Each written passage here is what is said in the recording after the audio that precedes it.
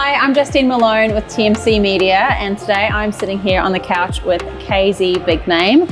He is in Melbourne at the moment, going to be doing the support act for the Costa Titch concert tonight at Billboards. So welcome to the couch. It's really great to have this opportunity to speak with you and about your journey as an artist. Thank you. Okay. This is Kzee Bigname. I'm happy to be here too today, Yeah, we can make it work. great. Well, I want to talk first about your name. So when I first got told I was going to be interviewing Kzee Bigname, I wondered, why did you put the word Bigname at the end? Because when I was a child growing up, like everybody saw big things about me, So and my full name is Colando Zulu, Colando B Zulu. So it's Colando Baby Zulu. So it's Kzee. And I was trying to represent the B. And then I'm like, okay, everybody always think big about me. So why can't it be Kzee Bigname? Yeah. You understand? So that's how the name came out. So Kzee is actually my real name. The Bigname is my artistic name. Yeah, so that's how it came up. Love it. Yeah. And do you get referred to as just Kzee now, or people still say the full name? Yeah, most people still say, it's just like your attachment right now. Yeah. People just say Kzee Bigname, Kzee Bigname. Some people say Kzee. So I don't mind. Yeah. So going back to your childhood, tell me a little bit about growing up, where you're from, and what your family dynamic was like. Oh, I'm originally from Liberia, West Africa. Yep. So, born in Liberia, grew up in Liberia. Yeah. What's it like in Liberia to grow up there? Liberia is like a third world country. Yep. We went through a lot of violent war, civil war and stuff. But without that, we still keep our head up as Liberians. We still focus, support people. I think Liberians are one of the people that support everybody, every art. You can be from anywhere. Liberian people waiting to support you. The Switzerland of Africa. Sweet people. Switzerland of it. Switzerland of Africa. That's the real word. So what was it like growing up in a war-torn country as a child? So difficult, from Liberia, because of the war, we had to move over to Ghana. Stay on a refugee camp all my childhood life. So from the refugee camp, went to, education, everything, because the war was so very long war, Yeah. But it's challenging. It's traumatizing, Yeah. Yes. So hard. I don't even like to think about it. So we won't talk about it. Yeah. That's okay. Yeah, because we lost people we love, Yeah. Like, so hard to say that. Is it still quite bad? No, it's okay. Right now we on peace. We got a president, everything is okay. People moving on with their normal activities. So you were in a refugee camp in Ghana. Yeah. What age were you when you moved there? Can't even remember. But I was little, I was little. I was on a refugee camp for so long. Like, at least I'll say thanks to the Ghanaians for, supporting us, Liberian at that time. We needed them. Yeah, because they had Liberian refugees in Ghana, Nigeria, Guinea, and other places, Yeah. So how long were you there for? 5 years. 5 years? And your whole family was with you? No, so my late mom stayed back home to, to be able to secure some stuff, which I don't know. I was a kid at that time, Yeah. Yeah, so they just took the kids to Ghana. So you went to Ghana to refugee camp without your parents? Without my parents, yeah. Who did you go with? No one? Big sister. Then that's it? Yeah, at the age of about 5? No, not 5. No. I was like maybe... Oh no, so 5 years. Yeah, I stayed there for 5 years, maybe like 14, 15, 16. That's still really hard. Yeah. And what kind of music would have come into your life at a certain point? When did that come in? Did it come in through the camp or after? So I always used to sing with my mom back home. I used to sing in the church choir. So so when I went to Ghana, I was in a barber shop, and then I was doing the freestyle hip hop at that time, And then there was a barber in the shop. There was a guy that was cutting his hair. He's like, "Oh, you sounds good." I'm like, "Oh, thank you." He said, "Oh, I got a recording studio. You want to come and give you a try?" Yeah. I'm like, "Oh, okay." That's how I went to his studio. drop a song, freestyle. You're like, okay, we can work Really, together. just And freestyled. that's how things started to kick out for me. Yeah. So did he hear you singing somebody else's song first, or did he hear you? Yeah, also like rapping on a beat, like a hip hop beat. Yeah. Yeah, and then he heard me like, oh, I think we can do something better. I'm like, oh, okay, we can try. And then, I went to the studio. He was just starting to, everything was just brand new. And then that's how Haven't. it just happened. So what were the artists that you enjoyed listening to and singing along with? Excuse me? Who were the artists that you enjoyed listening to? Listening to and- Lauryn Hill, Nas Escobar. Those ones inspired you. Yeah, Wyclef Jean, the late Brenda Fassie. Yeah. I used to love Michael Jackson too. Yeah. I like old school. Yeah. Phil Collins. Yeah. Oh, that's so good. Yeah, so I like to Yeah. listen to, those kind of music. It's got some soul in it. Yeah. Yeah. I guess with your upbringing, it sounds quite raw, so you can't help but dig deep into that soul as well when you sing. Yeah. Yeah. So that's why my music, like if you watch my music on YouTube from the beginning, I do typical traditional music. Yep. Because I was trying to identify, I was trying to attach and reconnect back with my culture. Yeah. Yeah, because of the Civil War back home, a lot of people were lost in the culture, because people travel various places, various countries, adopted various cultures from various places. Yeah. So I was trying to okay, if I'm going back home, what am I going back with? I wanted to go back with something that people can identify me with. Yeah. Like, oh, okay, he's from Liberia. What that sound?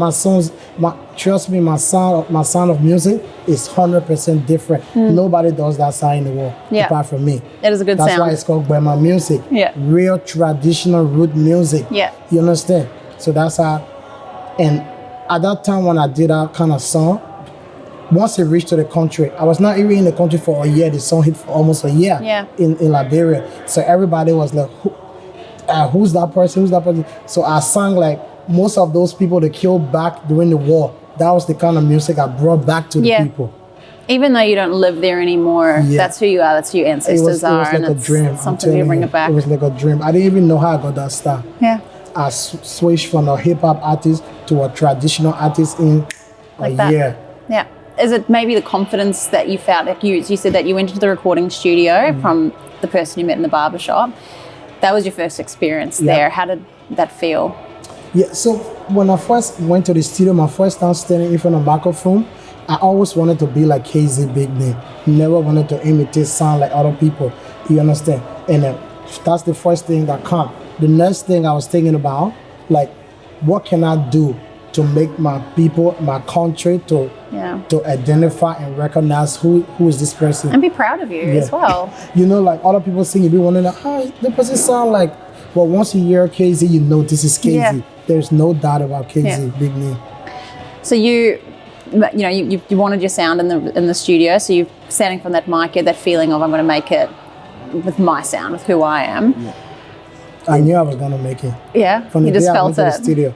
Because it was meant to be, I met the guy in the barber shop that day. Yeah, it was just too easy. Yeah. To step. And the first song I ever dropped in my life, first song I ever came out, turned out to be a hit. That's the song that got me to where I am today. So tell me about that process.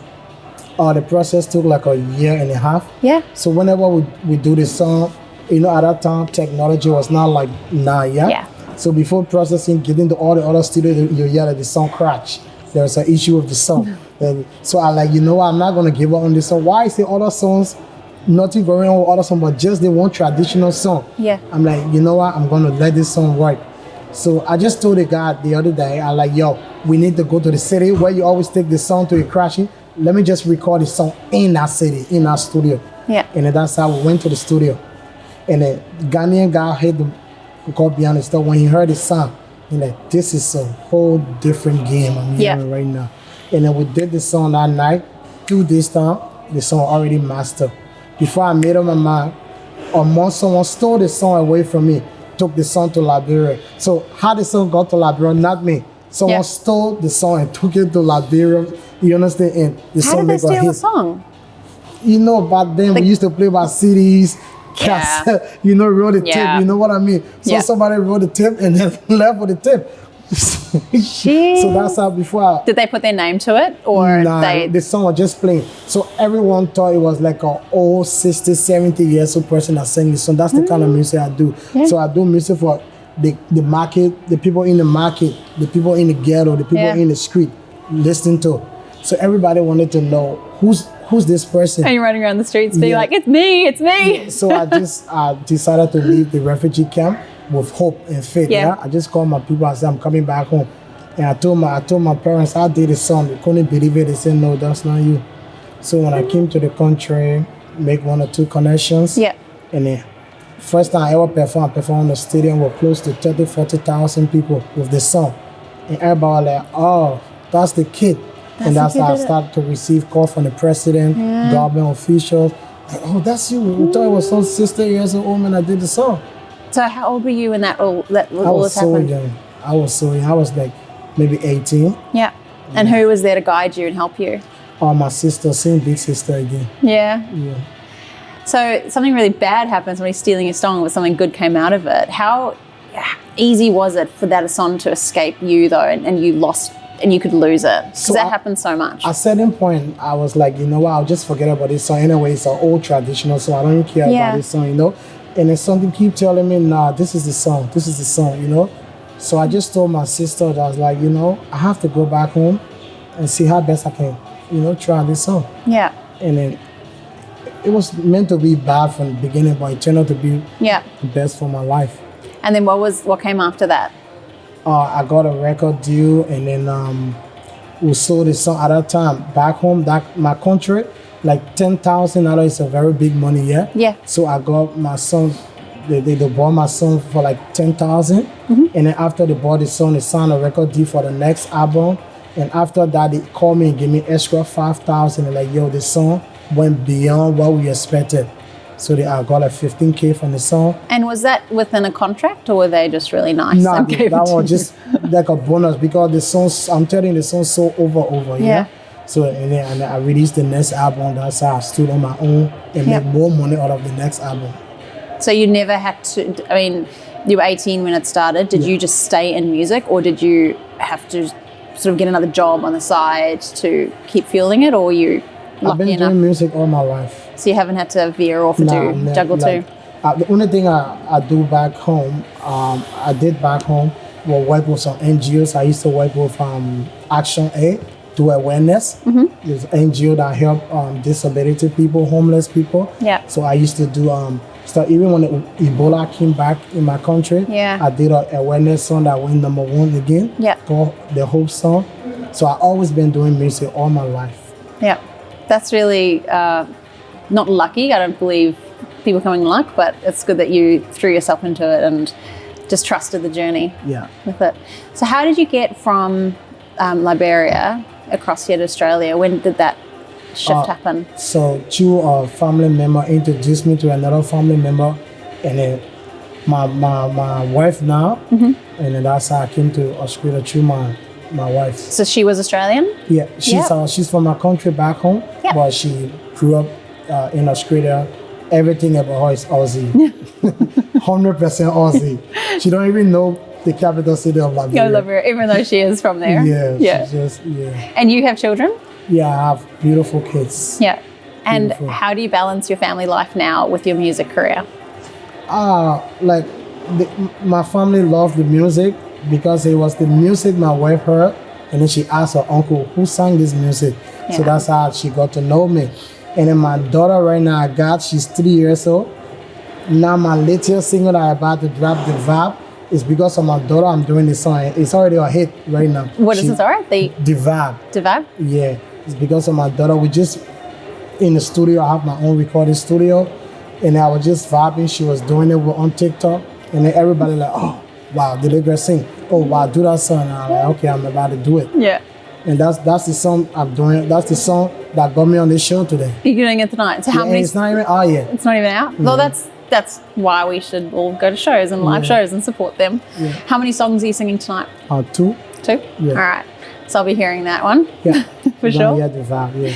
And are you talking with anybody about collabs in the near future, especially for next year? Yeah, I got a lot of big collaboration. I just came out from my US tour. Yeah.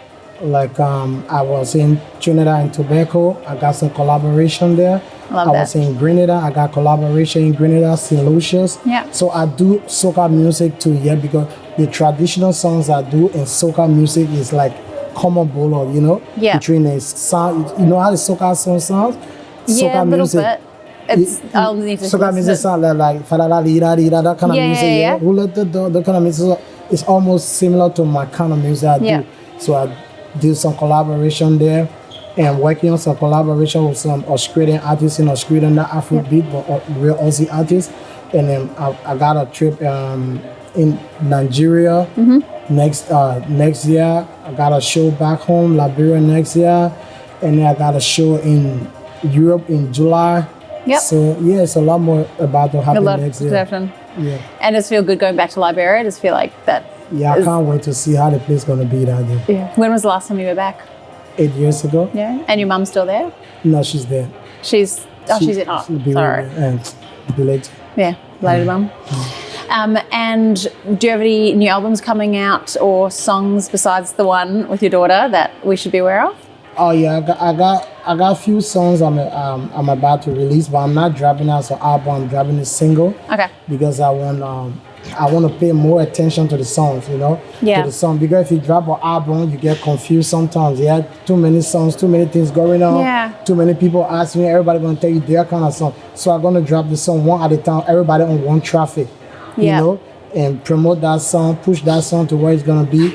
Then make confusing Yeah. with too many songs. Is yeah? that the new and better way to push music now? So 10, 15 years ago, or even 5 years ago, you dropped an album, everybody bought the album, they listened to it on repeat. But now, if you drop an album, like half the album might get lost. So dropping one single and you push it through all the channels, market it, it kind of elongates it. Do you get any feedback on that? Yeah, everybody got different way, different strategy how to drop music, how Yeah. to promote the songs. Yeah, like for me, I work everywhere. I'm just about to blow in Australia. Yeah. I've been here for 7 years. I just made up my mind that my team and I would just like, you know what? You travel places. It's about time to make Australian people know Yeah. Kzee Bigname. So this is my first show in Australia. I'm telling you. How? Yeah. And are you excited or a bit I nervous? did a show in Australia before. I had my own show, but this is my first time just coming outside. Yeah. You understand? The first song I did that got people, that make me a lot famous in Australia was the song I did with Lil Key. Yes, I Lil saw Key that. featured me Yeah, in a yeah. song called Baby Give Me This, yeah? Yeah. That was the first song I did with Lil Key, and big thanks to Lil Key. That song got me out there, you know? Yeah, and that music video was actually shot by TMC Media. Yeah, by Yeah. you guys, yeah? Yeah. So, low-key, like, yo, everybody asking about you, bro. You need to come out. Come Yeah. out. Leave the place. Good. So, it's about time, you know? Like, I do a lot of big shows. I do a lot of big stuff. Yeah. It's about time Australian people know that they got Yeah, a yeah. real African talent, Yeah. Afrobeat, you know? So you mentioned that your team also grew on you. If we talk about team, and I like to talk about trust. How do you know who to trust? I trust everybody because we know each other for like 15, 20 years from back home. Yeah, they've been Yeah. with you from the beginning. Yeah, and we got a strong bond. Like, no one Yeah. crosses it. Has there ever been somebody that you've worked with that has lost your trust or double crossed you that should be aware of? Other You people mean should in be aware Australia or of? back home? Just in your career or anything. A lot of disappointment, a lot of ups and downs, a lot of you know, bad feelings, yeah. But one thing, you always have to keep your head up, you know, and always know what you want to do. You understand? Like people say, oh, you come to Australia, your career gonna die, and blah. And I came to Australia. The first song I dropped in Australia was a hit in my community. Yeah. Yeah, I dropped another one called Your Pastor No, Bro. So I just dropped the song and relax and wash up and see. You know, once I see a little light, I chunk it in between there. You know what I mean? Yeah. So I'm not an artist that just drops songs every time. Yeah. I'm an artist that's read between the line. Like, okay, I think it's about time. I Yeah. drop it. So your team would be, it's people you trust, but Yeah. you're just aware that it's an industry that you need to be careful in. Careful, yeah. Yeah. And so at part of a team, if there are artists that are up and coming and they're starting to have people that they need, who are the core people that you need in your team as an artist to keep you moving forward and keep you growing? positive vibe, people that got positive thoughts, you know what I mean? Because there's a lot of negativity. People will look at you like people just see you and like, bro, I don't think this can work. You understand? Yeah. So you don't associate yourself with people that don't believe in you. You understand? That's why I'm with Team Media right now, because he believes in me, you know. He's one of the person that always tells me like, Kzee, you got talent, man. Come out. Yeah. Come on. Why you keep saying come out? Like, first time to meet a video person that text me, Kzee, can we work on one of your video? You know, that's the kind of a vibe and people you want to be closer to, people that motivate you, people that want you to believe in you. Believe in you. You see, right now we should have been on the show, right? But you guys been here waiting for me to do this, you know, to make it work, to hear my story, to feel my pain, you know. So I think I explained it all. You already know what I'm talking about. Yeah, absolutely. And then, so those are values that you need in your teammates. Yeah. What skills do you need? So who do you surround yourself with? You need a manager, which is one. Who else do you really need in your team that solidifies like an artist's group? PRO. That's one of them. That's one of my key points. I look at the PRO. PR? Yeah, because I look for someone that looking out there for shows, looking out there for opportunities. Okay. You understand? So someone's sole job is to link in with the promoters, try and get your support acts, everything, the collabs, like they do all of the management and running around. Because as an artist, you can't do everything. You have to relax and think about what next you're gonna come up with. If you're thinking about how you're gonna get your song to the DJ, how you're gonna send your song to the promoter, excuse me, how you gonna send it to MTV Base, how you gonna send it to Channel O, how you gonna, you know, it's just too much work. Before you finish doing all of that, you're already tired. You can't even go back to studio. So you need those people to do those things, and then you just relax. And I believe the people I work with, I trust them, and I'm happy with them. And I'm saying this today over here, but trust me, you're gonna see and be like, oh, that's Kzee I met that day. I know what we can do. Yeah. Well, we're really excited to see what you do in Australia. There's a lot of new sounds coming here that Australia needs. Yeah. There's a lot of artists from Africa that I'm seeing are really digging into what their, not their roots, but the core music of Africa. And, you know, back in the day where like that true beat, that true sound, and bringing it into tech. So that's where your sound's kind of coming in. I think being connected to your homeland with that, it's always going to be your sound. So yeah, we're excited for tonight. And is there anything else you'd like to say to our audience before we close up? I'd just like to say thanks to everyone that been supporting. I'd like to say a big thanks that we just step up to another step, you know, to another level. So I want you guys to still focus. If you're upcoming or artist, whatever you're doing, not music, whatever, business-wise, sport, whatever you're doing, just keep your head up and know that there is always a day for you, you know? Yeah, it's a round globe. It goes around. Because one day it's going to come to you too. Yeah, you understand? And there's low days and there's high days. Focus. Just keep your head up, focus, and know that you can do it. Nothing is impossible. Great. Thank you so much for your time. We're, again, so excited to see you on stage tonight in your first Australian concert. And we'll be covering it for you too. Yeah. Great. Thank you. Thanks so much. Respect. Thanks. I'm Justine Malone with TMC Media, sitting here with Kzee. Kzee. Kzee, big name. I was going to say big name Kzee, but no. Big name Kzee here. He's going to be a big name. And shout out to Valentino, my guy behind the scene. Yeah, and everybody that's watching behind there. What's up to y'all? One love, respect to y'all. Yeah? Great.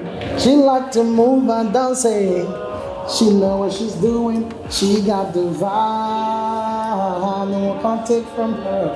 What's up to TMC Media for this great interview? Homecoming. This is Kzee, Bigname, Wicked Weekend.